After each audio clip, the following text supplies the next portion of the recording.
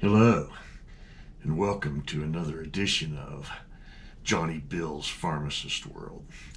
I'm your host, Johnny Bill, and today I'd like to talk about a few things that I think are really important. The first thing I want to talk about is an idea that I've got about saving independent pharmacy.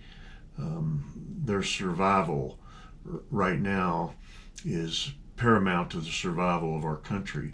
And a lot of people don't realize this or refuse to realize this. And independent pharmacies are not being reimbursed like they should by the pharmacy benefit managers, which are the PBMs. And the largest PBMs are CVS Caremark, OptumRx, Express Scripts, and Humana, Anthem. Anthem has its own PBM called IngenioRx. They're in bed with Caremark. There's a lot of basic greed and corruption that goes along with the insurance plan industry and the PBM industry and the pharmaceutical industry, and I think no one can deny that they have more money and power than they should, and that we need to sit down and have a discussion about that.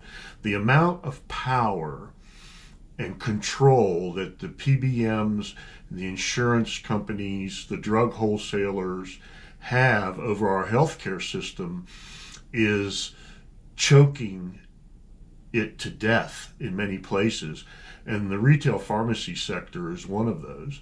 An independent pharmacy, the 22,000 independent pharmacists across this country are an important, vital part of that, and are an important, vital part of this nation's healthcare system and how people get their prescriptions.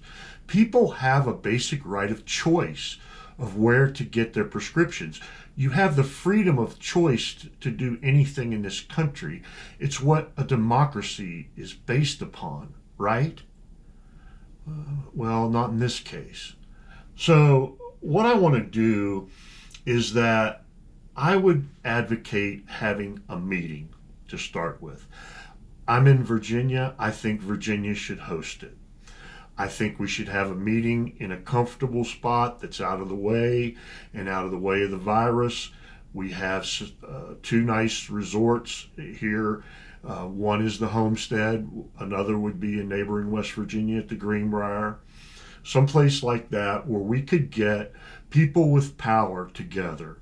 Representatives of the people with power. People from CVS Caremark. Somebody from Larry Merlot's office or staff, people with Humana, Bruce Broussard, people with Tim Wentworth with Express Scripts, people from their staff that have some power to start discussions. I just want to have an open dialogue. I want to have this meeting with the people should be included, should be the head of the Wholesalers Association. The representatives should be from AmerisourceBergen, from Cardinal Health, from McKesson. There should be representatives from NCPA, the National Community Pharmacists Association, the American Pharmacists Association, the Chain Drugstore Association. We need these people to get into a room together with the ambassadors of pharmacy, the pharmacy state board chairman, the people that have the power to sit down and have honest dialogue and discussions. And are people just going to say, well, John, bad idea, and boy, it's a shame that independent pharmacy is going to die? And I just can't sit here and watch that happen.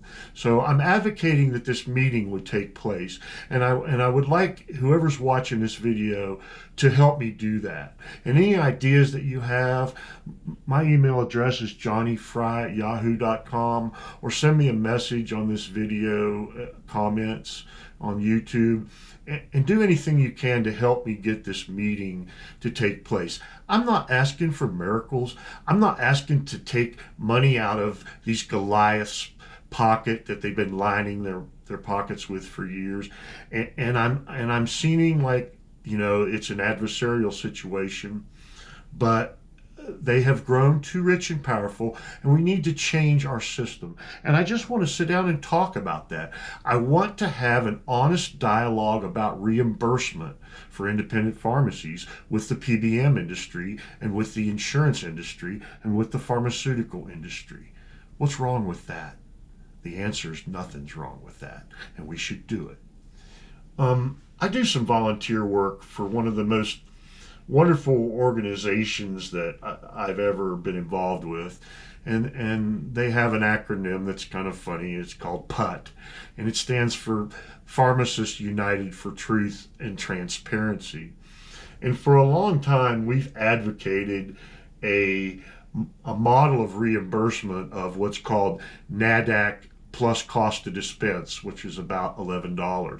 NADAC stands for the National Average Drug Acquisition Cost that's maintained by the Centers of Medicaid and Medicare for the government. It's a database of what the average cost, the fair average cost of a drug is. And so we're basically advocating a reimbursement model for all pharmacies, not just independents, because the retail sector has become so unprofitable that even Walmart can't make money. That speaks volumes. If Walmart can't make money, then the PBMs need to be talking about a dialogue of changing the reimbursement model. And that model needs to be NADAC plus $11. So I've done some volunteer work for Pharmacists United for Truth and Transparency. They're a wonderful organization. And recently they sent due to the global coronavirus pandemic, they sent the governors and the task forces copies of a 2-page plan that, if implemented, would assist independent pharmacies with expanding patient access to care in the wake of this crisis. And it's a 4-point plan, and we need to suspend routine pharmacy audits. OptumRx is sending desk audits to pharmacies in the middle of the COVID-19 crisis. That's ridiculous. It needs to be stopped. Transaction fees and restricting cash flow of pharmacies needs to be stopped during the crisis. Drastic below acquisition cost reimbursements on medications needs to be stopped. For instance, hydroxychloroquine or Plaquenil has been in the news now for months. Well, it caused a huge shortage, and guess what? When it came back and was available again, the price of it doubled, but all the PBMs are still reimbursing at the old price, way below cost. Do you think independent pharmacies and chain pharmacies alike deserve to pay below cost for hydroxychloroquine? There's hundreds of other examples of that. The PBMs are notorious for reimbursing pharmacies less than what they pay for medicines.